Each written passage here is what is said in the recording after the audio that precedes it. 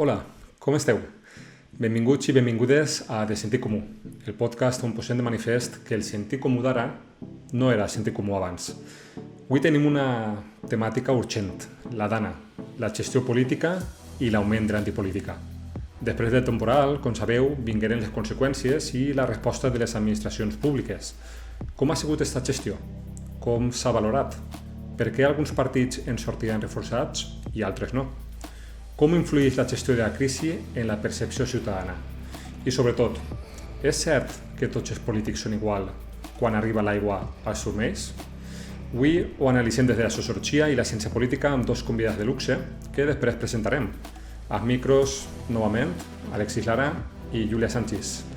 Al Camp de Túria ha arribat l'aigua com a la meva comarca, suposa, Júlia, però ha arribat també el cabreig. Arriba el cabreig, jo em quasi cabretjar, i molta gent que sé també. Això ho parlarem ara mateix amb els nostres convidats. Arrenquem. De sentit comú. El podcast de la comarca científica. Doncs una de les persones que ens acompanya avui és Johara Quílez, és sociòleg i politòleg i actualment treballa en el tercer sector.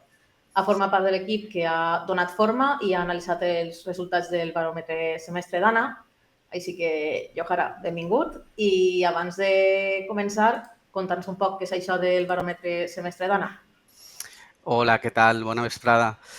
Pues bueno, es un instrumento, ¿no? Una herramienta sociológica que hemos querido poner sobre la mesa, activar desde la comarca científica para, bueno, en este momento ya de respuesta, reconstrucción post-Dana, dejando unos meses o esperando unos meses desde esa respuesta más inmediata, pues, recabar información, ¿no? De científicos, científicas sociales para ver un poco qué es lo que el gremio piensa sobre qué repercusiones puede tener todo esto, qué implicaciones puede tener en lo político y también un poco el papel que tenemos como científicos y científicas sociales. I, Johara, normalment quan parlem de dades, com mesura la sociologia aquest impacte polític que té?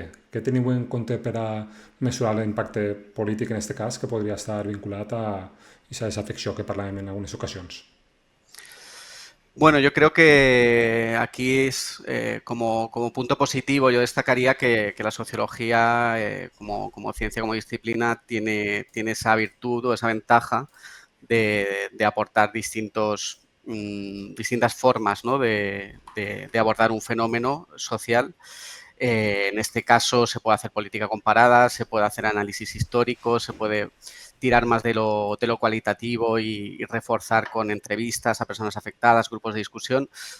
Nosotros, en este caso, lo que hemos hecho es desde nuestra, pues bueno, una aproximación no muy sesuda, en el sentido de muestra y acotándolo claramente a científicos, científicas sociales, que 250 personas no es poco en cuanto a muestra. Hemos querido tirar de lo cuanti, ¿no? De buscar pues bueno, unos datos, unos números de referencia que nos permitan valorar y cuantificar las cuestiones que hemos puesto ahí en el cuestionario. I la Dana sigue un poc un xoc en molts sentits, un d'ells un xoc social. Com afecta aquest tipus de crisi en la confiança en les institucions? Bueno, yo aquí creo que depende, bueno, hay dos cuestiones. Lo fácil sería que depende de la respuesta, ¿no? Institucional, obviamente, porque claramente, pues bueno, dependerá mucho de cómo responde ese paraguas institucional y político para que luego la ciudadanía confíe o desconfíe en sus dirigentes, ¿no? Y se ha visto en un pasado. Sí que es verdad que creo que este tipo de crisis son muy complicadas a nivel político, en el sentido de que tienes todas las de perder siempre. Si lo haces mal, si lo haces bien, mantienes la confianza. Normalmente no generas una mayor confianza por parte de los votantes, de la ciudadanía. Y bueno, eso también es uno de los elementos que están en juego en el contexto actual. Yo, bueno, hablando también aquí, añadiría en cuanto a en cuanto a lo que queremos poner hoy también, de lo que queremos hablar hoy, ¿no? De antipolítica, desafección, que creo que esa respuesta sí que marca un punto de partida a la hora de ver si la Dana, en este caso, en el contexto del País Valencià, si la Dana ha marcado una mayor desafección política o no. Yo creo que es evidente que sí. Los resultados de la encuesta también lo demuestran. Bueno, hablaremos más adelante, yo creo que con la invitada que tenemos hoy de este tema, pero sí que creo que claramente una mala respuesta, una respuesta no convincente, suma a una desafección que ya en el contexto internacional incluso queda claro que hay una desafección que lleva a ciertos elementos ideològics a ganar más peso, ¿no? Por dejarlo ahí. Hi ha un punt de partida que ja era negatiu i l'aprofundís, no? I Sí. has parlat de resultats, no? I el que es mostra al baròmetre és que depenent de si les comarques han estat afectades o no afectades, bueno, les persones donen més o menys unes respostes o altres. De què mos parla això en termes de proximitat de la política? Bueno, por un lado sí que es verdad que hemos querido como uno de los elementos, más allá también de, pues bueno, tener un enfoque, aportar un enfoque de género, de diferenciación de edad, un enfoque comarcal por el propio nombre de la comarca científica y porque creíamos que en este caso concreto lo municipal o la respuesta a nivel municipal cobra una especial relevancia. Es decir, que en los municipios más afectados puede que se vea o se perciba y se viva esta realidad político-social de una manera diferente.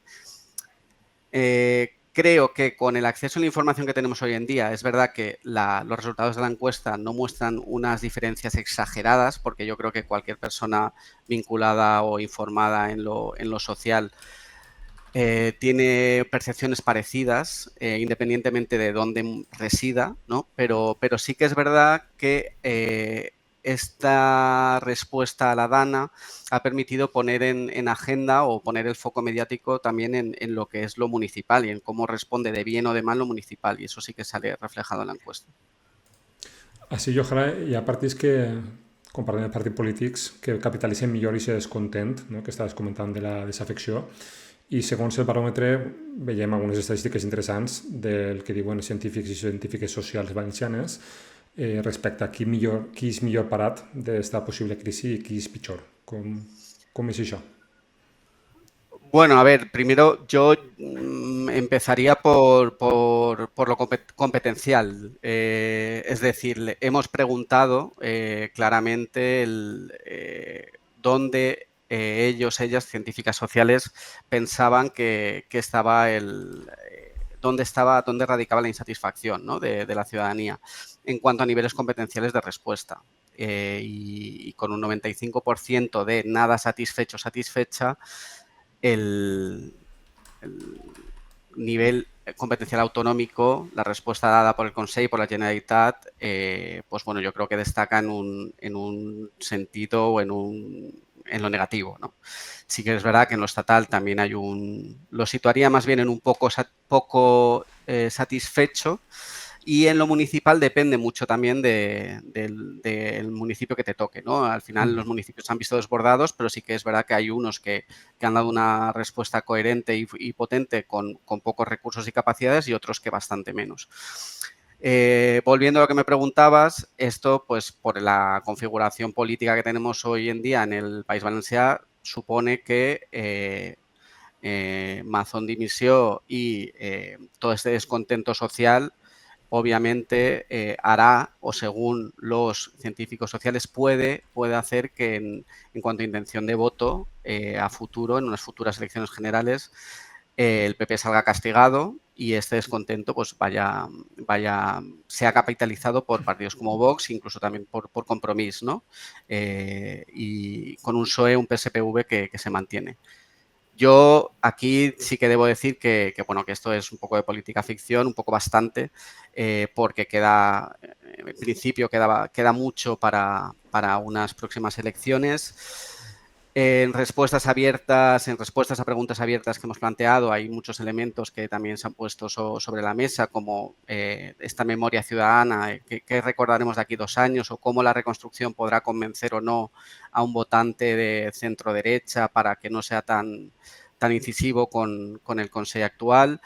Y por poner algunos ejemplos, y es, bueno, pues esta es la visión semestre dana, veremos cómo avanza, ¿no? Y cómo otros escándalos a nivel autonómico, también estatal, qué aventuras nos deparará la política para ver cómo serán las próximas elecciones autonòmiques, en aquest cas. Segur que seran moltes. I ja per últim, Johara, en el baròmetre s'ha plantejat el paper de les ciències socials, no? I de quin hauria de ser, diguem, la priorització de científics i científiques socials de cara a, no sé si solucionar o diguem que un enfocament que prioritza certes qüestions per damunt d'altres. Quines són aquestes qüestions que destacaven?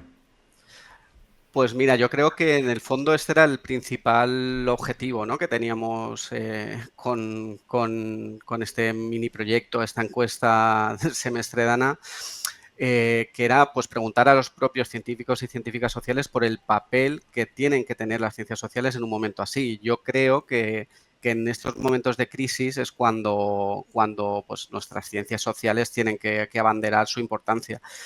Y o sea, es decir, verlo como una ventana de oportunidad para decir, oye, estamos aquí, tenemos que ser escuchadas y tenemos algo que aportar. ¿Qué tenemos que aportar? Hemos preguntado, pues bueno, como prioridades o como respuesta a qué hacen los científicos sociales que puede ser importante para la reconstrucción. Señalaría, por ejemplo, el proponer políticas públicas, tanto desde un punto de vista de prevención como de reconstrucción, políticas públicas concretas que se puedan llevar a cabo. En un segundo lugar, señalaría la intervención con el análisis del tejido socioeconómico, digamos, de la afectación en el tejido socioeconómico con medidas concretas.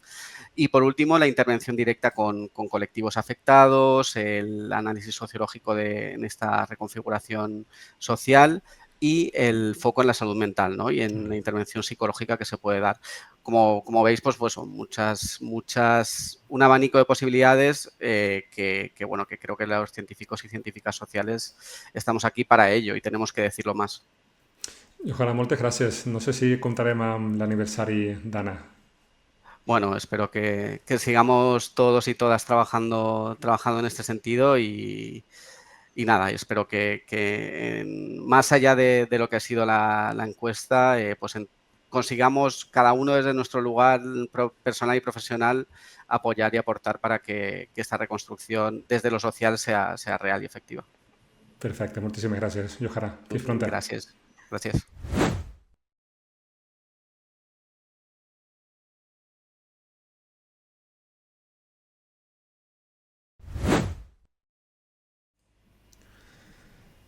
Hem tingut així el testimoni de Johara i ara presentem a la nostra següent convidada, que és Anna López, doctora en Ciències Polítiques, llicenciada en Periodisme i Ciències Polítiques per la Universitat de València, autora del llibre que acaba d'eixir recentment L'extrema derecha en Europa, que ha publicat l'editorial Tirant, i que també ha participat en l'obra col·lectiva de Reconstruir el demà, una anàlisi política de la Dana, és a dir, idoni per al tema que estem parlant avui. Com estàs, Anna? Molt bona vesprada a totes i a tots i enhorabona per aquest programa. Moltíssimes gràcies. Des de la teva experiència, el primer que volíem preguntar-te, Anna, és, des de la teva experiència en eleccions valencianes, com a analista, com a professora en la Universitat de València, diries que la Dana va canviar tendències electorals o que simplement pot accelerar dinàmiques ja existents que ja hem vist en el pas del temps? En primer lloc, jo crec que la Dana no va crear un nou escenari. L'extrema dreta és una força estructural i sistèmica de les democràcies globals, en Europa, en l'estat espanyol i també a la comunitat valenciana, i tenim les xifres per a refutar-les, no? Ja governen en Itàlia i en Hongria, formen governs de coalició en més de 8 països, en el Parlament Europeu sumen un 28% dels votants. I així, a casa nostra, formen governs de coalició en ajuntaments tan grans com València, Torrent o Elx, ha sigut a formar part del govern del PP dirigit per Mazón fins fa un any, quan Abascal va decidir trencar el govern de coalició, i és l'actor polític que més està condicionant l'acció i la retòrica del govern. Recordem que, per exemple, en l'àmbit municipal s'han canviat les regidories d'Igualtat per les regidories de Família. Repassem els pressupostos que s'han aprovat, en les que hi ha una xenofòbia militant i es demonitza el Pacto Verde, aquell que està avalat per el Partit Popular Europeu. I és que tenen un sol electoral de 400.000 votants, un 13% de la població. Per tant, jo crec que no va crear un nou escenari, però sí que és cert que va actuar com un catalitzador, va amplificar uns malestars que ja estaven presents en la ciutadania i als que Vox li dona una resposta senzilla i emotiva. Malestars com la desafecció política, com la percepció de la incompetència de l'administració i la desconfiança cap a la gestió política. L'extrema dreta, i això segurament ho abordarem avui, creix a través del discurs de l'antipolítica i va saber aprofitar aquesta crisi per situar-se com l'alternativa a un sistema que ells qualifiquen com fallit. I és una estratègia calculada, no és un anàlisi honest de la realitat. I també ha accelerat el procés l'actuació del Partit Popular, quan alimenta a Vox amb un discurs en el que compartir les responsabilitats del govern central i és un combustible per a aquest missatge que defensa Vox d'un estat recentralitzat.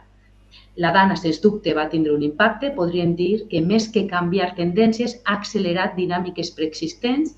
Les catàstrofes naturals, com una crisi migratòria puntual, actuen com grans catalitzadors, posant en evidència, les fortaleses i febleses de la gestió pública, reforça percepcions arrelades en l'electorat i s'aprofita especialment quan el Partit Conservador, en aquest cas del Partit Popular, presenta una debilitat, que en aquest cas la debilitat del Partit Popular ve a través de la figura de Mazón, com la demoscòpia confirma, en la que pràcticament un 80-89% de la població considera que té responsabilitats i que no ha assolit les seues competències.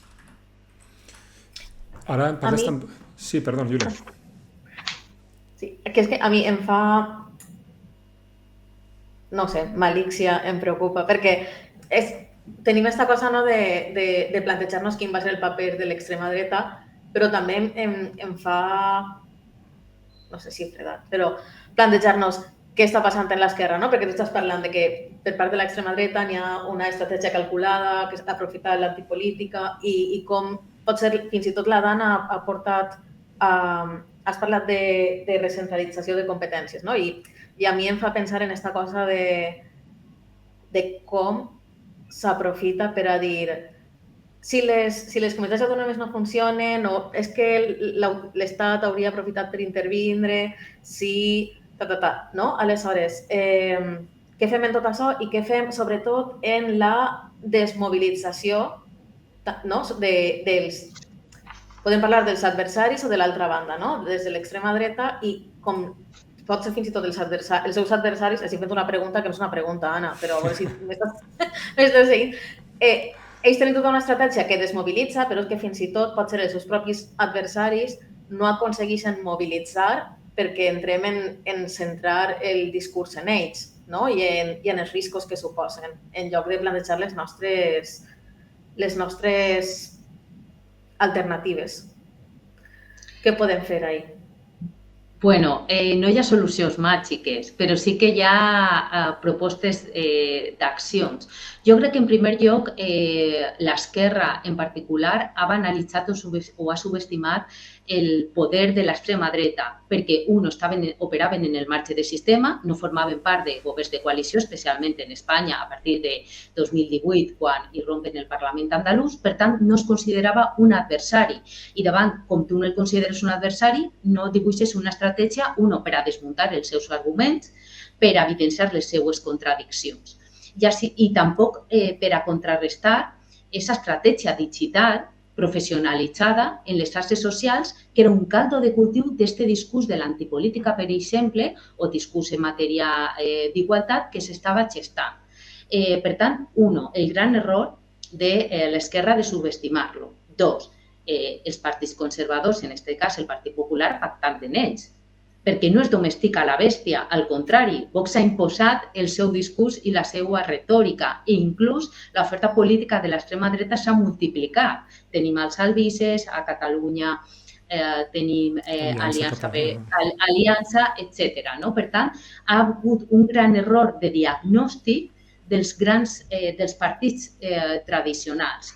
A partir d'ahí, ja podem parlar de, no comprar el seu discurs, que això el PP ho fa especialment, tampoc comprar els seus marcs, redefinir un nou discurs de governança especialment inclusiva i econòmica, recuperar a totes les persones que estan en les perifèries i no solament geogràfiques, sinó socials, també econòmiques.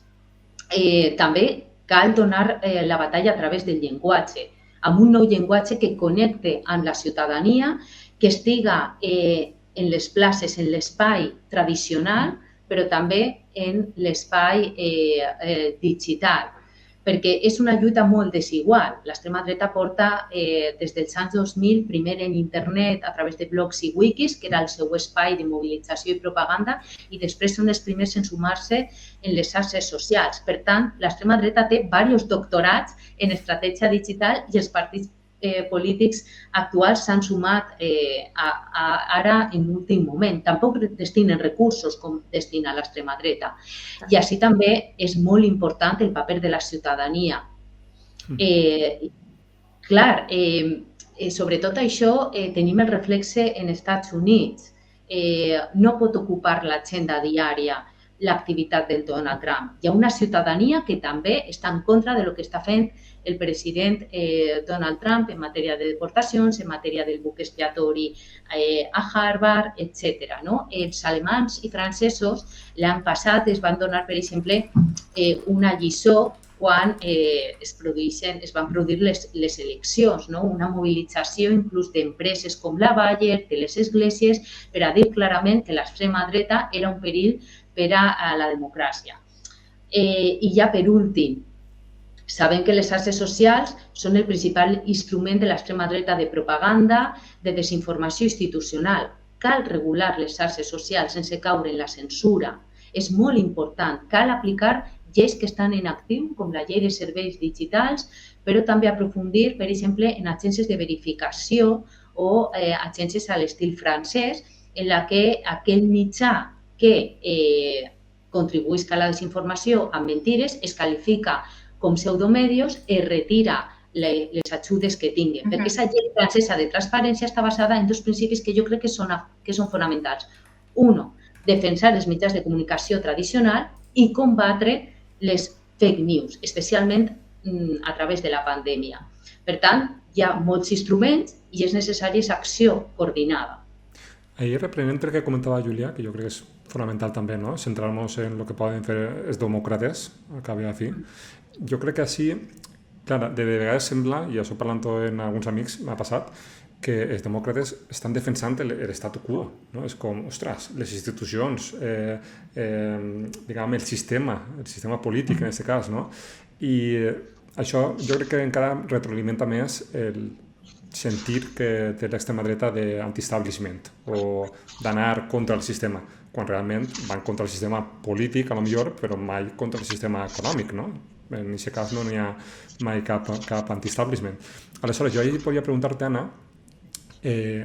reprenent una intervenció que tingués en apunt sobre la Dana, que parlaves de l'estado fallido i aquest gran marc conceptual que ells intenten difondre per a fer pensar que no hi ha res que valga la pena finançar a través dels impostos i demés perquè no arriba l'ajuda a les persones. I aquest marc conceptual que ha arribat ahir, òbviament, hi ha coses per a millorar, no? Que l'Estat ha de millorar i que, per tant, els demòcrates han de denunciar també. Però què hi ha darrere de tot això quan parlen d'estat fallido? Bueno, és l'estratègia que és una herència del feixisme. És una herència del feixisme. De fet, hi ha una frase en alemán, der Führer hat immer recht, ¿no? El líder siempre tiene la razón. ¿Y per què sempre té la raó? Perquè ha ficat un estat de caos, ho estem veient en Los Angeles, i ell es presenta com un salvador.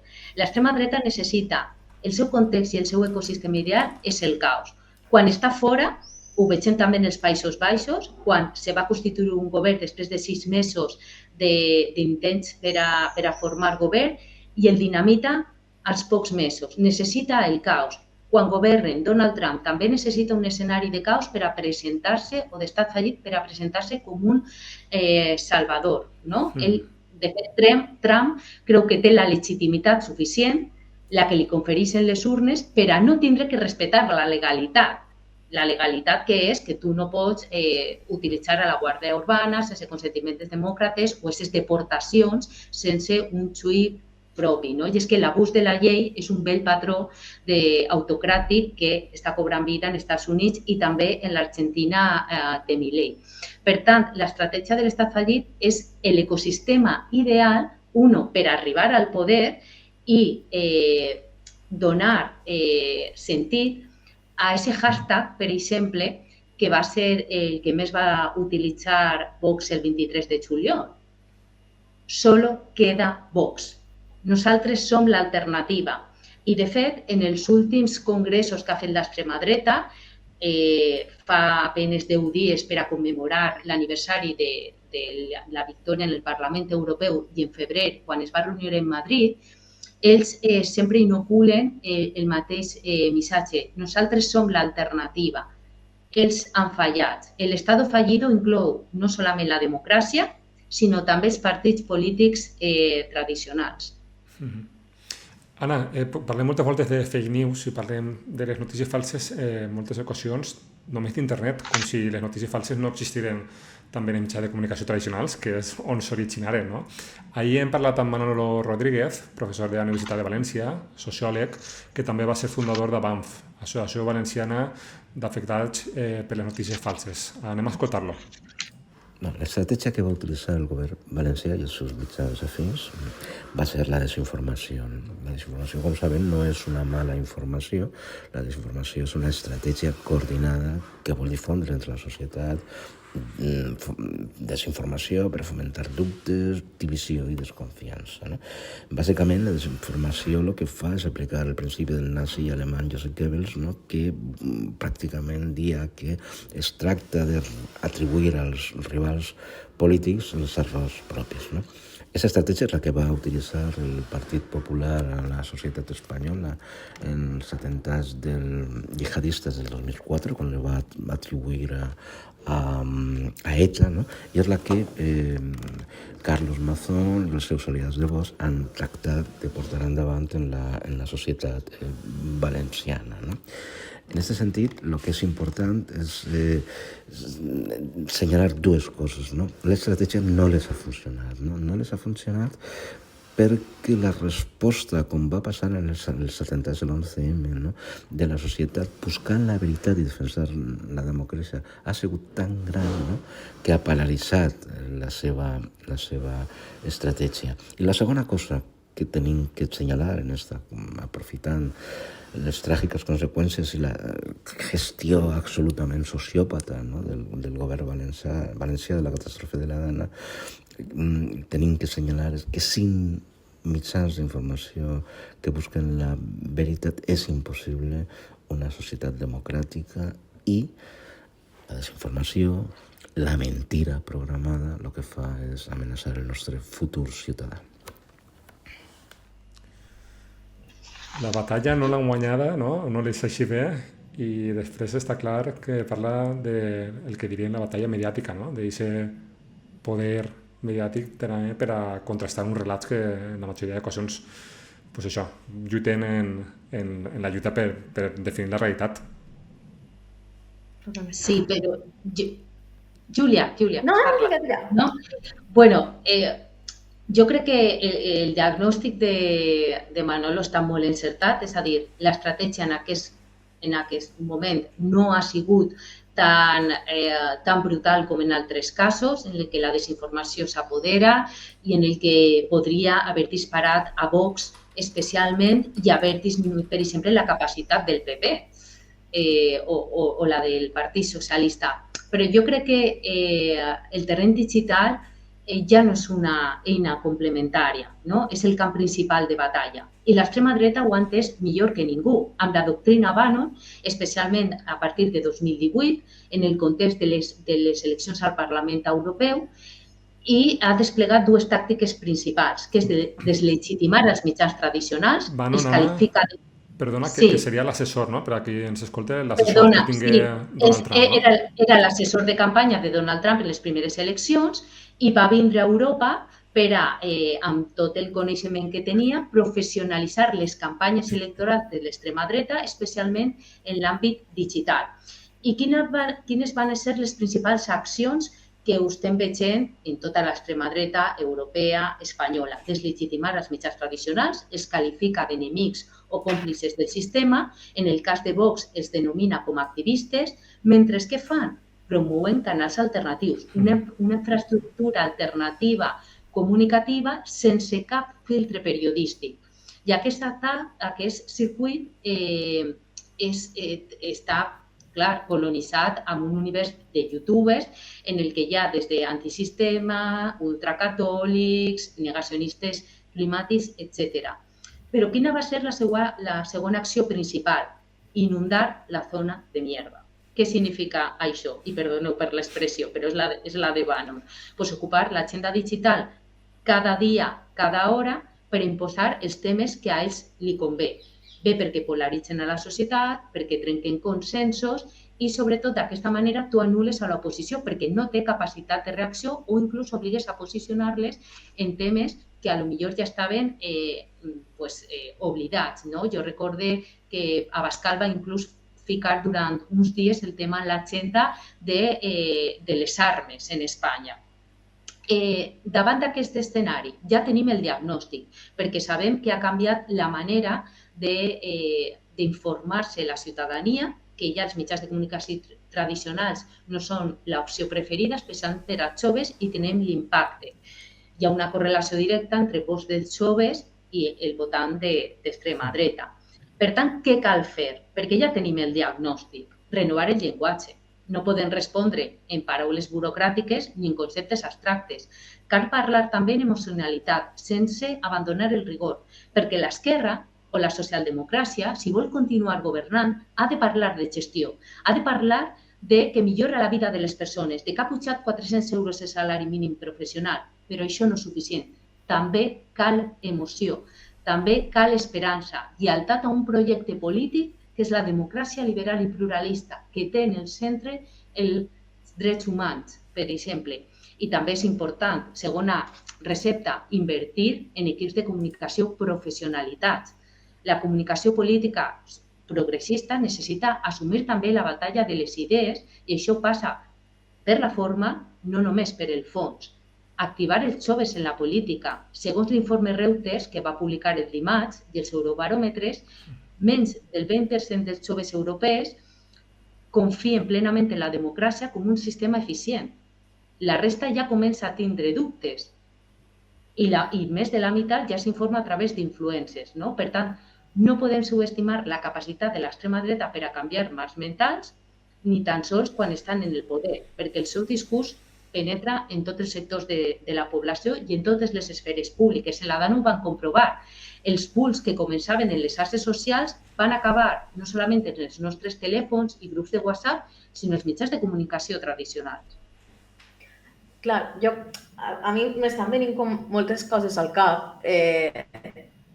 Una d'elles és, s'apropien de lo nostre, però crec que vaig a quedar-me en una de les últimes coses que has dit, que és la importància de la joventut, perquè és qui va estar votant en els propers anys i com senten aquesta desafecció cap a la democràcia, i que segurament això està enllaçat o relacionat en el discurs aquest de que tots els polítics són iguals, de que què més dona, si uns o altres, al final sempre van a passar els mateixos desastres. I en relació als mitjans de comunicació, si volem dir-li clàssics, que potser adopten altres formes parcialment, em fa pensar en l'esquetx de Polònia que ha circulat per ahir, que sabeu quin parle, que estaven en una taula i s'assenta primer els del PSOE Sí. i diuen... però nosotros què somos? No me recorde, però... O sea, y después arriben els del PP y diuen, no, que este es nuestro sketch, y tenían lo mateix, ¿no? En plan de, han imputado a mi pareja y a mi hermano para... Aleshores, clar, com potser s'estan aprofitant, no?, d'aquestes circumstàncies per a alimentar aquests discursos, no? I, Anna, tu has dit, atribuir als altres els errors propis, no? I com, pues, justament això m'ha fet pensar de nou en això, no? I el hashtag aquest de solo queda Vox, nosaltres som l'alternativa. L'alternativa, qui, a què, de quina manera, no? I com a nosaltres, bueno, jo és que m'encaix en l'esquerra, està faltant construir una alternativa, un relat, un discurs i tindre aquestes ferramentes. I des d'ahí has plantejat que internet pot ser l'espai en el que cal incidir, no? I clar, hi hagué un moment, jo recordo quan era jove i escoltava Horchata Sound System i totes aquestes coses, que es plantejava internet com una alternativa per a l'esquerra a l'hora de generar contingut, compartir i una alternativa al que seria el model econòmic fins i tot, no? I és que pel que estàs dient ho han furtat i s'ho han atribuït, no? I aleshores pues, pot ser això, un poc hem de... Cal entendre les noves regles del joc i atribuir-se també part de... Sí. La resignificació de conceptes. Això, per exemple, està en el dret a la llibertat de la informació per a l'extrema dreta, és el dret a insultar, a mentir i a odiar sense cap conseqüència. La resignificació és la gran paradoxa. Les xarxes socials van néixer com un espai de democratització i s'han convertit en l'altaveu de l'odi que aprofita especialment l'extrema dreta. Però per què? Uno, perquè l'algoritme premia l'odi i la polarització i perquè els amos són aliats de l'extrema dreta.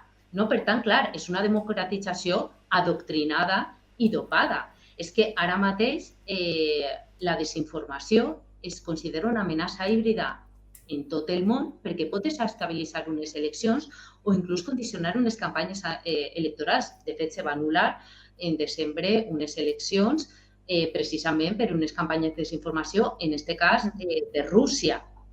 Però tens molta raó, Júlia, quan has dit és que, clar, va néixer com un espai de democratització en el que ja no tenim únicament els mitjans de comunicació, però l'extrema dreta s'ha aprofitat d'ella, mentre que l'esquerra, inclús els conservadors, banalitzaven l'ús de les xarxes socials. És que fins fa 5 anys aproximadament, fins que no vaig rompre Vox de manera sèria en les tribunes polítiques, els partits polítics tradicionals no van començar a reaccionar de quina manera havien de fer l'estratègia i encara així no li dediquen ni el mateix temps ni els mateixos recursos. Sí, això és evident. I que volia tornar un moment a la Dana en oposició a 100% no se li dedica ni el temps ni els recursos, però crec que potser també té un... O sigui, per posar en valor un poc també els mitjans de comunicació, si volem, tradicionals, en el context de la Dana, almenys jo com a municipi afectat i de més, a molta gent li va salvar la ràdio, igual que va passar fa no massa quan va estar l'apagó, no? I que important és tindre professionals en aquest espai i bueno, doncs pot ser acabant també aquesta desinformació, no? I a mi la desinformació em fa pensar també, perquè quan parlem de la Dana veiem que això, hi ha gent que no ha distingut quina administració tenia quines competències i tenia la responsabilitat de fer quina cosa, no? I això crec que està també molt relacionat amb el que has dit de s'ha pujat el salari mínim interprofessional, però després també tenim el discurs de no suben los impuestos. En plan, ara està molt, bueno, no sé si vos ha arribat la taxa de residus, basura, el PMI i demés, que, bueno, hay mucha gente llorando, normal, i com s'apropien d'aquests discursos, no? I pues, què hem de mirar o com podem contribuir a este major coneixement, no?, de quines competències són de qui, per a que no s'imposi el relat de lo que m'interessa a mi, no? No és una qüestió de competències, és que este és l'enemigo, pues és culpa de este. No sé... Sí, bueno, el primer que volia vaig a començar per el final. Una de les receptes és l'alfabetització mediàtica.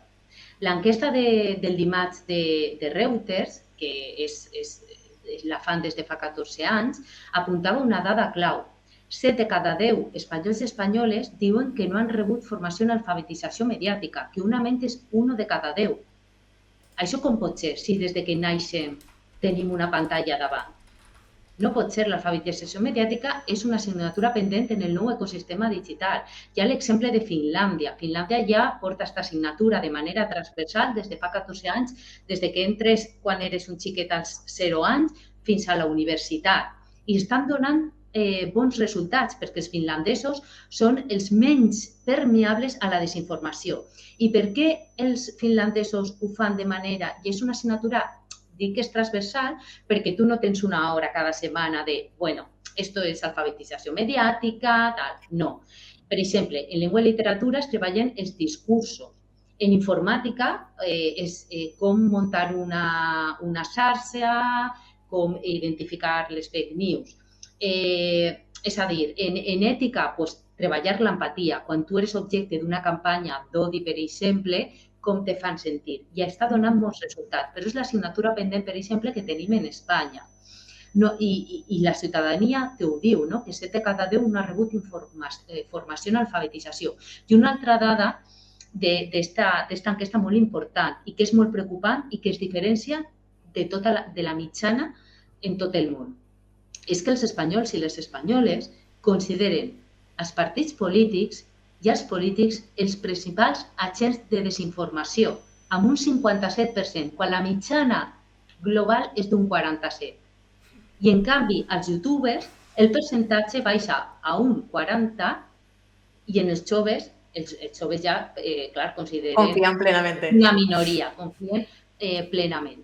Per tant, tenim una alfabetització mediàtica que la gent diu, ostres, no tinc, i és una oportunitat, de fet la valorem molt bé, una classe política que es considera un agent de desinformació i no hi ha una resposta. I insisteix, tenim els diagnòstics, tenim gent treballant en tot el món en aquest tema, però les solucions no són efectives perquè no hi ha un consens, especialment dels grans partits que són els més afectats en regular tota aquesta esfera pública digital que opera sense cap regla, que està alimentada per els superrics en el món, que l'únic objectiu que tenen és ser més rics.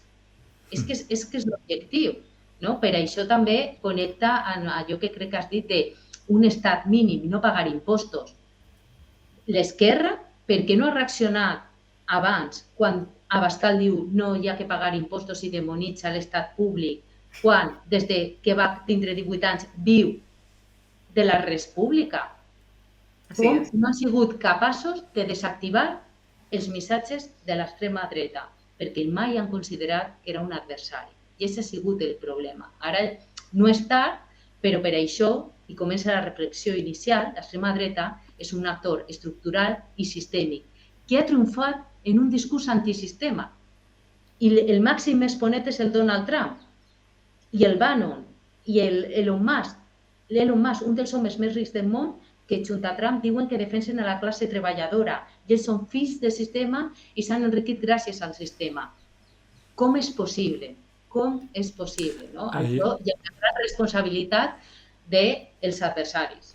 Clar, ahí jo crec que hi ha errors propis de demòcrates i també encerts, comunicativament o de teixir aquest sistema mediàtic han teixit, o ecosistema mediàtic, i saben que la batalla se feia ahir. Me dicen diverses preguntes així, Anna, i jo crec que estan un poc connectades les dos que volíem fer-te abans de passar de bloc. El tema de la desmobilització, perquè recorde que un assessor del Partit Popular en la campanya de 2008, Gabriel Elorriaga, comentava el següent: toda nuestra estrategia está centrada en los votantes socialistas indecisos. Sabemos que nunca nos votarán, ¿no? Pensem en el votant clàssic del PSOE, que es muy difícil que pase al bando contrario.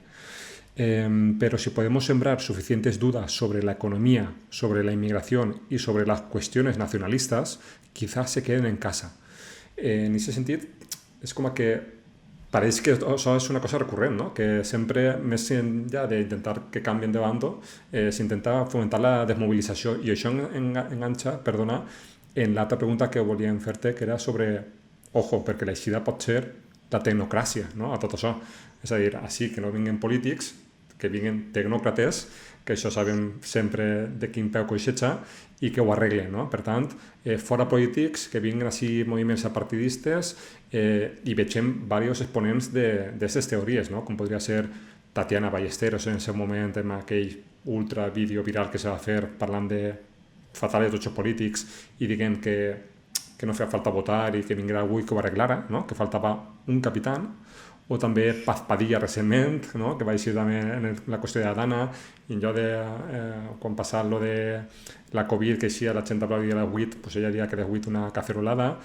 Aleshores, volia preguntar-te així, no? Quina vinculació trobes entre la desmobilització política, els intents d'estado fallido i, a banda, una altra segona o tercera eixida que seria molt semblant, que és la de la tecnocràcia?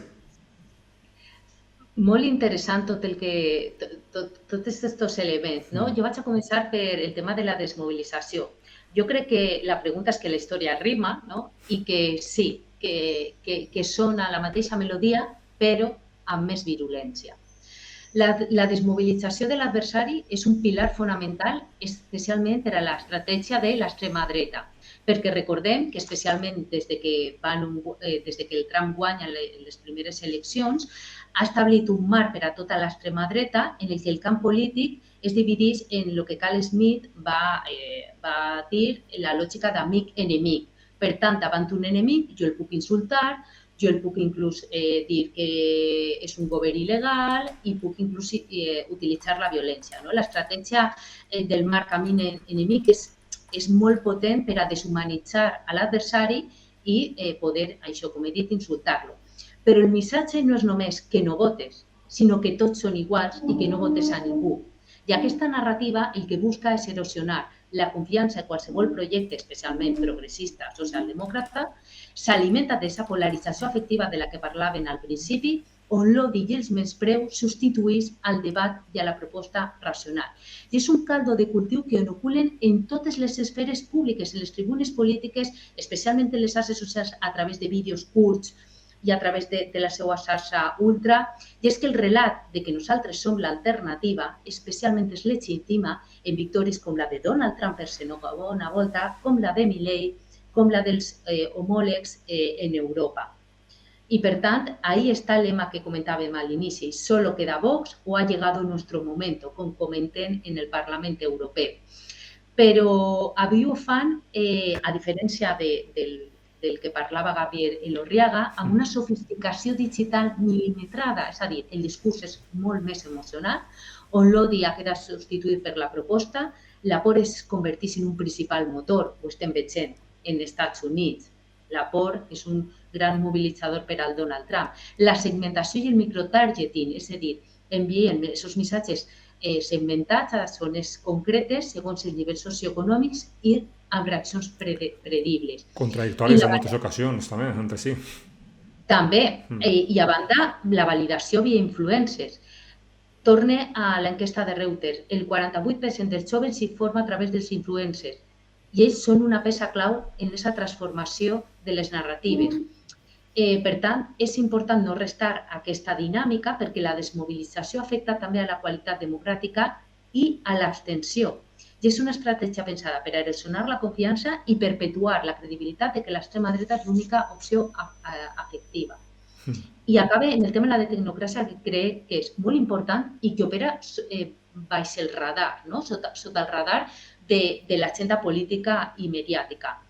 Mireu, aquells que inoculen o que pregonen aquest discurs apartidista disfressats de neutralitat o superioritat moral amaguen una profunda despolitització. I recordem, en Espanya, qui deia que jo no parle de política, un tal Francisco Franco, per exemple.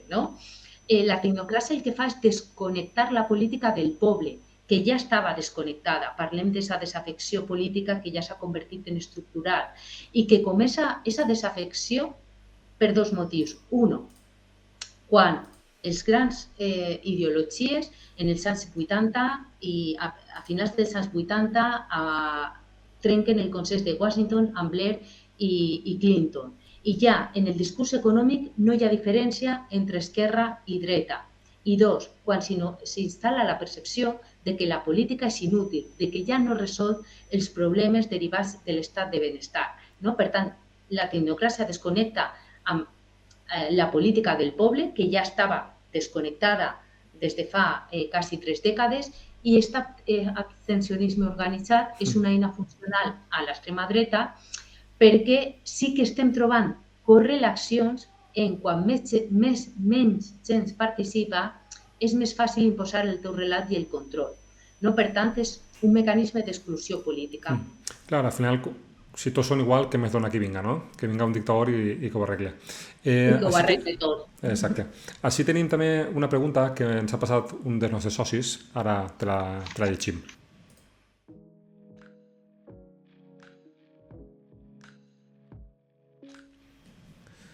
Així, Víctor Pons, que treballa en qüestions d'anàlisi electoral i jo crec que ahir ha volgut furgar, diu que la dreta i l'extrema dreta han sabut apropiar-se de certes eines comunicatives i tecnològiques, especialment fora del circuit de mitjans tradicionals. Això ho hem parlat abans. Com ell diu, no? Dins d'esta pregunta de socis de la comarca Associació Divulgativa de Ciències Socials, com es pot disputar aquest terreny i construir un discurs atractiu, modern i capaç de competir, això sí, en l'àmbit digital? Bueno, és una de les grans preguntes d'aquest canvi d'època que estem travessant, no? Quin és el discurs que hem de fer en les xarxes socials? Jo torno al diagnòstic. Les xarxes socials són empreses privades que els amos són aliats explícits de l'extrema dreta. El 20 de gener, toma de possessió de Donald Trump. Qui estava? Qui es va fer la foto en ell? Són els amos de les plataformes i estan organitzats per a prioritzar l'odi. I després tenim també a l'enemic rus, que és aliat de l'extrema dreta i de Trump, en el que utilitza el xat GPT per a inocular desinformació. En aquesta estratègia que van batejar com Pravda en abril de 2022. Ara es calcula que una de cada 3 informacions que es crea a través de la intel·ligència artificial ve d'esta red de desinformació russa. Per tant, és important saber les regles del joc en les que estem. I a partir d'ahí cal renovar el llenguatge. Ho deia fa un moment, no podem gastar les fórmules burocràtiques, les formes moralistes, cal parlar també d'emocionalitat. Cal invertir en comunicació professional, recursos i gent preparada. No subestimar la capacitat de l'extrema dreta per aprofitar qualsevol crisi, perquè ells, com va ser el cas de la Dana, o en el cas de l'apagó no va ser tant perquè no teníem accés a electricitat, a la llum i a les xarxes socials, però s'aprofiten quan hi ha un espai que cobrir. Quan no hi ha una reacció, per exemple, o una iniciativa del legislador o de l'executiu, ell s'aprofita per a omplir aquest missatge. Quan hi ha desconcert, ahir és quan l'extrema dreta és més capaç. Per tant, la capacitat de reacció també hem de tindre-la en compte. Què són els primers en reaccionar? Doncs anem a fer polítiques, per exemple, de prevenció. Això ja s'utilitza més en els organismes internacionals de ciència. Què fan? Per exemple, quan van a treure alguna vacuna, el que és aconsellable és que l'organisme científic, durant 2 mesos aproximadament, comença a instal·lar en l'opinió pública els beneficis de la vacuna, etc. Per a què? Perquè quan arribi la tormenta de merda dels antivacunes, intentar neutralitzar-la. Per tant, és que la rutina diària també ha de canviar. I torna a canviar al principi. Alfabetització mediàtica. No podem estar exposats contínuament a les pantalles i no tindre un mínim d'educació en un instrument tan perillós que està condicionant les campanyes electorals. I en el marc de l'alfabetització mediàtica o de manera complementària, què podríem estar fent i especialment des de les ciències socials? Perquè tu abans has dit no se pot domesticar a la bèstia i jo he pensat només se li pot alimentar. O sigui, que és l'únic que... Jo tinc la sensació que és l'únic que fem, no? Que fem el que fem intentant fugir o intentant discutir-la o intentant generar alternatives sense voler entrem a alimentar-la, ¿no? Entonces, ¿qué creus que podríem fer? De manera complementària o en el marc de l'alfabetització, especialment des de les ciències socials? Des de les xarxes socials i des de totes Ciències, perdó. Ciències, perdó. Sí, espereu. Des de les ciències socials, jo crec que hi ha una doble responsabilitat, diagnòstic i pedagogia. Diagnòstic, ho estem fent, identificar tendències, desigualtats, discursos d'odi, patrons d'abstenció i fractures socials. Que importants són les fractures socials perquè s'alimenten d'elles les extremes dretes, amb mètodes qualitatius i quantitatius per a mostrar-nos que la política sovint no vol veure. Per exemple, en els barris amb més abstenció, més sovint estan castigats per la precarietat o la segregació i l'extrema dreta és quan arriba. El diagnòstic és un poc en la línia del que ens mostrava el semestre de la Dana, no? Que ens ha dit abans Yohara. Clar, i després la pedagògica o comunicativa. Traduir aquest coneixement, que a voltes és complex, en missatges públics comprensibles. No n'hi ha prou en publicar en revistes acadèmiques. Les investigadors, els investigadores i els professionals hem de parlar en les ràdios, escriure en premsa, estar en TikTok si cal. El TikTok revisionista s'ha imposat. Quants historiadors estan donant la batalla a les xarxes socials? Julián Casanova, molt poquets. Per tant, que el TikTok revisionista, jo sempre fico l'exemple, no s'imposa. Jo és que tinc l'algoritme totalment desviat del de la resta de la gent. I aprofite per, amigos, eliminen-se X Twitter, que, com deia Anna, és l'enemigo. Clar, però jo crec que també la resposta ha de ser cultural, institucional i pedagògica, no? Educar els joves no solament en la història o la legalitat, sinó també en el debat, en el pensament crític, en l'argumentació. Cal formar no solament ciutadans, no només votants, sinó ciutadans en aquesta esfera. 100%, no? I sobretot, un dels triomfs de l'extrema dreta en els joves és que s'han aprofitat, de la falta d'experiència, evidentment, de viure sota una dictadura, de la falta de pedagogia democràtica, per això consideren que viure sota un estat que no siga democràtic és la solució a la situació actual i s'han aprofitat de la infraestructura tecnològica i comunicativa de les xarxes socials, de les que parlàvem. Per tant, s'ha de recuperar, la confiança en les mitjans de comunicació tradicional i per això ells també han de fer aquesta tasca de connectar en els llenguatges actuals i crec que ja ho estan fent. Cada volta més mitjans transformen les notícies en un TikTok.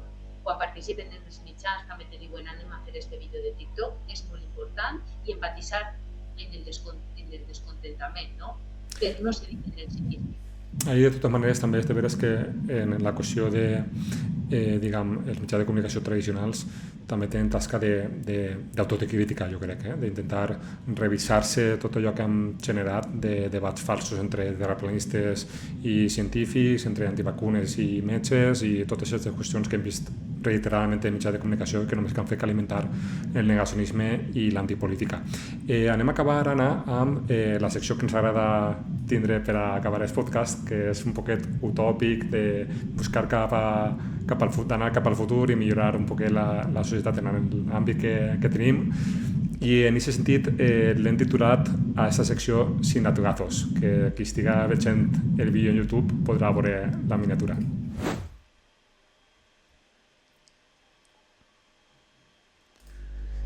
Ahí es el sin latigazos, dices, joder Paco, ya estás con tus putas utopías, ¿y cómo vamos a trabajar entonces? Eso sería el caos, es muy radical, tío, olvídalo. I ahí apareix la vinyeta en els esclaus, no?